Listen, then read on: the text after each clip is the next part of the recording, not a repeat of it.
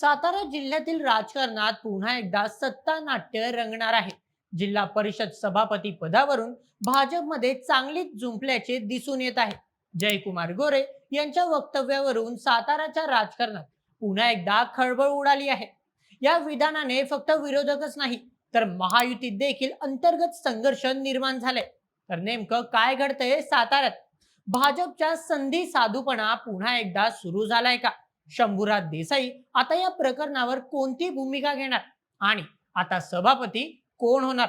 चला जाणून घेऊया सातारा जिल्ह्याच्या राजकारणातील बातमी अगदी सविस्तर पद्धतीने आजच्या व्हिडिओमध्ये. तर मित्रांनो, मागील महिन्यात साताऱ्यात जिल्हा परिषद निवडणुका पार पडल्या. निवडणुकीचे निकाल लागून दिवस उलटले तरीही सभापती पदावरील सस्पेन्स आज देखील संपायचं नाव घेत नाहीये.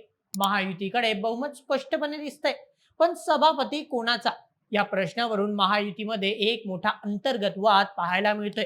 साताऱ्याच्या राजकारणात महायुतीतील मित्र पक्ष असणाऱ्या भाजप आणि शिवसेना शिंदे गटमध्ये फ्रेंडली फाईट रंगली आहे. आमदार जयकुमार गोरे यांनी ठामपणे असं विधान केलं आहे की काहीही झालं तरी सातारा जिल्हा परिषदेवर भाजपचा झेंडा फडकणार.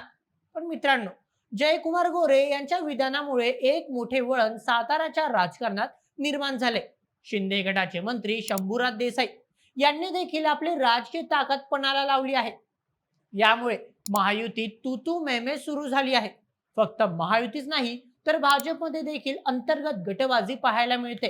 एका बाजूला उदयनराजे समर्थक तर दुसऱ्या बाजूला शिवेंद्रराजे समर्थक आणि या व्यतिरिक्त तिसरीकडे जयकुमार गोरे यांचा गट. यामुळे भाजपमध्ये अंतर्गत वाद निर्माण झाला असून सर्व नेते खुर्चीसाठी एकमेकांचे पाय ओढताना दिसत आहेत. त्यामुळे जिल्हा परिषद राजकारणात आता काही महत्त्वाचे प्रश्न उपस्थित झाले. सर्वात महत्त्वाचा प्रश्न म्हणजे आता या राजकारणात राष्ट्रवादी अजित पवार गट कोणाला साथ देणार आणि दुसरा प्रश्न म्हणजे या अंतर्गत संघर्षात जयकुमार गोरे यांचा प्लॅन यशस्वी होणार की शंभूराज देसाई बाजी मारणार? राजकीय विश्लेषकांच्या मते साताऱ्यातील सर्व पक्ष सध्या वेट अँड वॉचच्या भूमिकेमध्ये आहेत. पण जयकुमार गोरे यांनी ज्या आत्मविश्वासाने आणि आक्रमकपणे दावा केला आहे त्यावरून काहीतरी मोठी फिल्डिंग लावली असल्याची शक्यता नाकारता येत नाही. मुख्यमंत्री देवेंद्र फडणवीस आणि उपमुख्यमंत्री एकनाथ शिंदे आता आपल्या नेत्यांची समजूत काढून यावर काय तोडगा काढणार हे पाहणे देखील महत्वाचे ठरेल. मित्रांनो, तुम्हाला काय वाटते? सध्या साताऱ्यातील राजकीय परिस्थिती बघता कोण बाजी मारणार?